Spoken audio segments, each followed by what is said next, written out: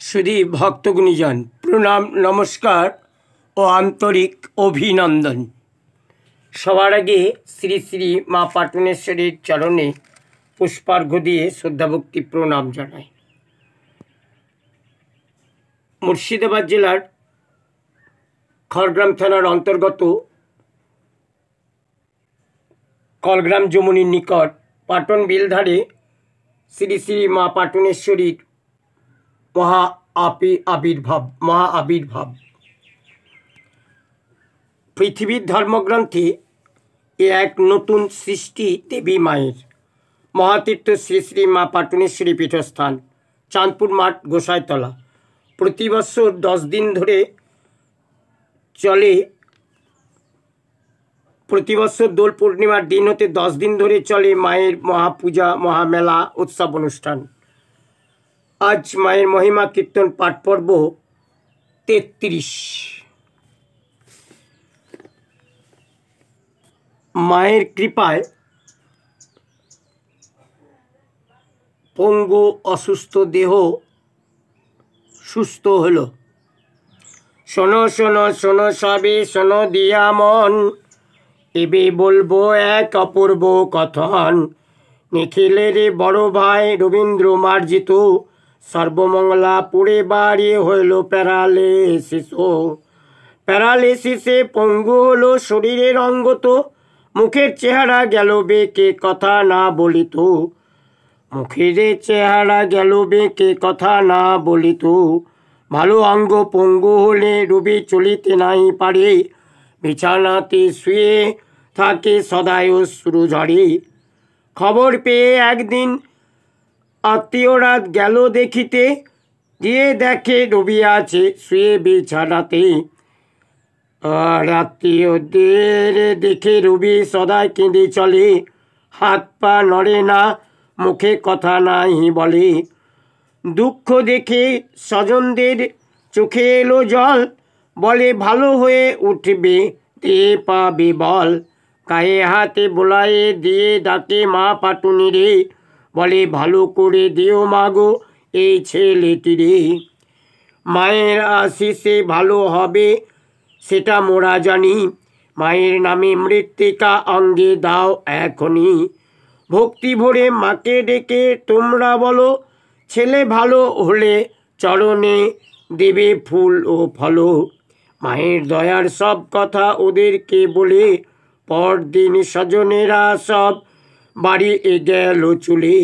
মাস 3 মধ্যে রবির পঙ্গুতা দূর হলো, অসুখ সব সেরে গিয়ে দেহে বল পেল। আগের মতো বল পেয়ে সব কাজে রবি করে, সকলে খুশি হলো, সব দুঃখ গেল দূরে। রবি ভালোর কথা শুনে আত্মীয়রা সকলে ভক্তি ভরে প্রণাম জানালো মায়ের চরণ ও কমলে। বলে মাগো ওগো মা, আমাদের মুখ রেখেছ তুমি, ওদের দিকে প্রচার হলো তোমার মহিমা খানি। এইভাবে দিকে দিকে তোমার মহিমা প্রচার হোক, তোমার গুণগান করে যেন মা দেশের সর্বলোক। তোমার কাছে মাগো আমরা করি এই মিনতি, সদা সদয় থেকো মা গো তুমি আমাদেরও প্রতি। ভক্তবাঞ্ছা পূর্ণ। শোনো গো শোনো সবে আমারও বাণী, শোনো গো শোনো সবে সেন্টুরো বাণী। এবে কহিব আমি আশ্চর্য কাহিনী। কলগ্রামের এক পরিবারের এক মেয়ে অঘটন ঘটাইল সোনার গহনা নিয়ে। মেয়ে গহনা হারাইল কে জানে কোথা, কথা তো মিথ্যা নয় অতি সত্য কথা। যেখানে গেছে সেথায় খোঁজ তো করিল, শত খোঁজা খুঁজিতেও গহনা না মিলিল।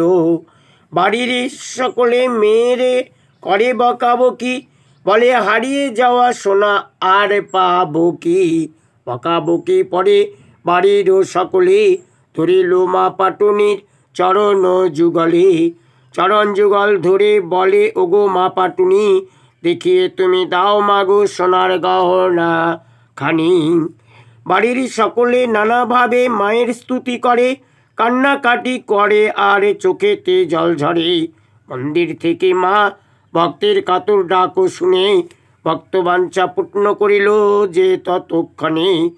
মায়ের কৃপায় ভক্তে ফিরে পেল গহনাখানি। ভক্তেরা বলে উঠিল, জয় জয় মা পাটুনি। বলে, তোমার দয়ায় গহনা পেলাম ফিরে, আসছে বছর পুজো দেব মা ধুমধাম করে। গহনা ফিরে পেতে সেন্টুরাজ বলে, মায়ের প্রতি ভক্তি শ্রদ্ধা রাখো গো সকলে। মায়ের চরণে ভক্তি যেই জন করিবে, সেই জন সুখী হয় এই চরাচরে। সেন্টুরাজ চরণ ধরে বলে, মাগো ইচ্ছাময়ী, সব কিছুতে সব স্থানে হয়ে যেন জয়ী।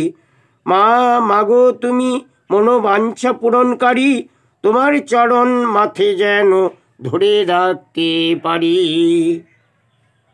মা পাটুনেশ্বরীর কৃপা আশিসে বিশ্ব জনগণ, জীব কুল, বিশ্ব ব্রহ্মাণ্ড সব কিছুই সুখে থাকুন, ভালো থাকুক, সুস্থ থাকুক। সকল ভক্তগণী জন দীর্ঘজীবন লাভ করে সুস্থ থাকুন, ধনৈশ্বর্যে পরিপূর্ণ হয়ে সুখ শান্তিতে সংসার জীবন পালন করুন। এই আকাঙ্ক্ষিত প্রার্থনা মায়ের চরণে নিবেদন করলাম।